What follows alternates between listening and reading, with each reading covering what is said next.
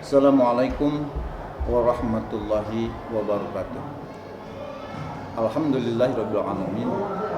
Wassalatu wassalamu ala asrofil anbiya'i wal mursalin wa ala alihi wa ashabihi ajmain, amma ba'd. Pada kesempatan yang baik ini, alhamdulillah Allah memberikan satu kesempatan untuk memaparkan sedikit kasus yang terjadi di antara siswa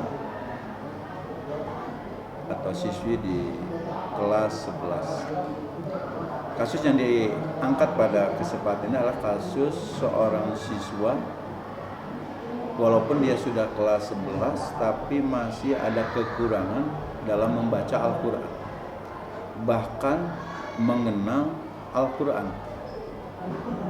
Karena mau tidak mau Al-Quran itu karena bahan yang dipakai dalam bahasa Al-Quran adalah bahasa Arab. Rasulullah pernah memberikan satu motivasi, ahibul Arab li thalasin, kamu harus mencintai bahasa Arab dengan 3 faktor. Pertama, fa inni Arabiyun, aku orang Arab. Kedua, wal Qur'anu Arabiyun, dan Al-Quran berbahasa Arab.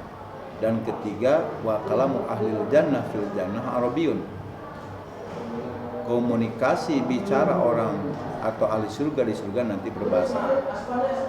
Dengan itulah, karena Al-Quran dari bahasa Arab, tentu seseorang harus mampu pertama menulis, bagaimana cara menulis Arab. Kedua, membaca. Dan ketiga, mendengarkan. Dengan 3 faktor tersebut, tentu mampu dan tidak mampunya, layak dan tidak layaknya seseorang menguasai Al-Quran, walaupun secara minimal, tetapi selayaknya bisa menulis. Lebih-lebih Al-Quran yang dipelajari itu Al-Quran dari mulai surat Al-Fatihah sampai surat An-Nas. Tetapi karena lingkungan di sekolah membatasi dengan kurikulum, tentu diambil bagaimana materi yang diajarkan. Saya angkat tadi, siswa ada yang belum mampu walaupun dia secara agama Islam, bahkan keluarganya keluarga beragama.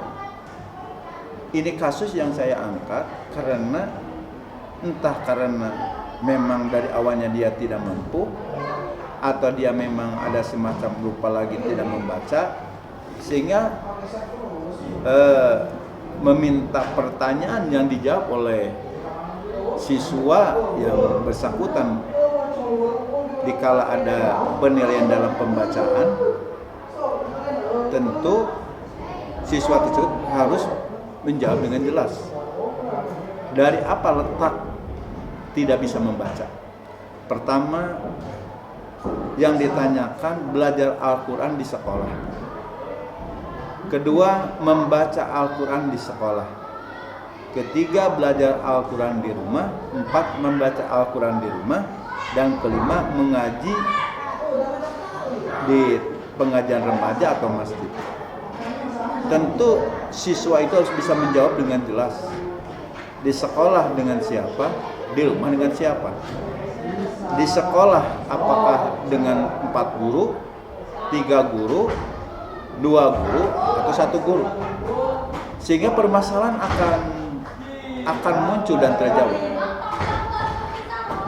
Ada yang sampai siswa sama sekali tidak punya guru, hanya belajar sendiri.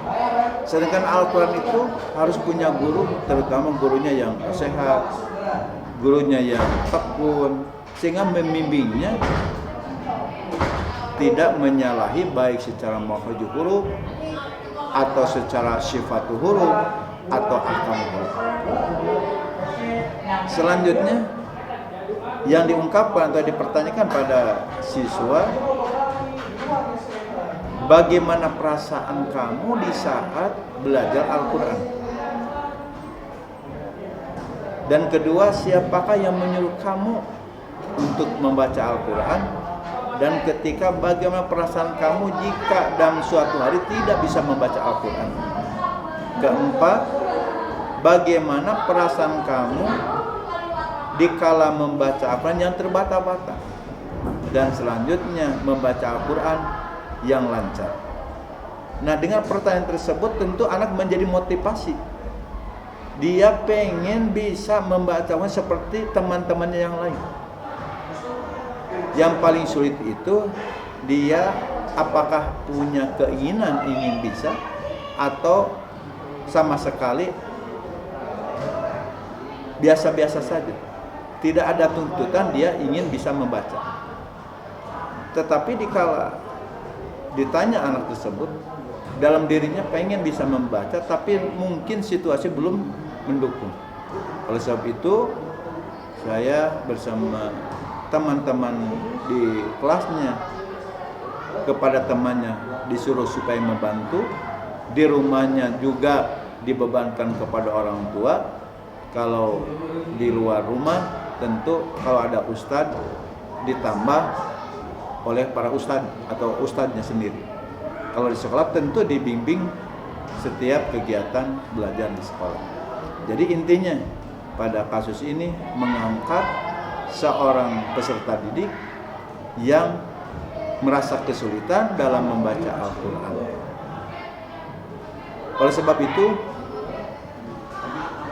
kegiatan membaca Al-Quran ini diperbanyak untuk yang belum bisa dan diharuskan untuk yang sudah bisa, sehingga bisa membantu teman-teman yang kesulitan dalam menguasai Al-Quran, baik menulisnya atau membacanya, bahkan mendengarkannya.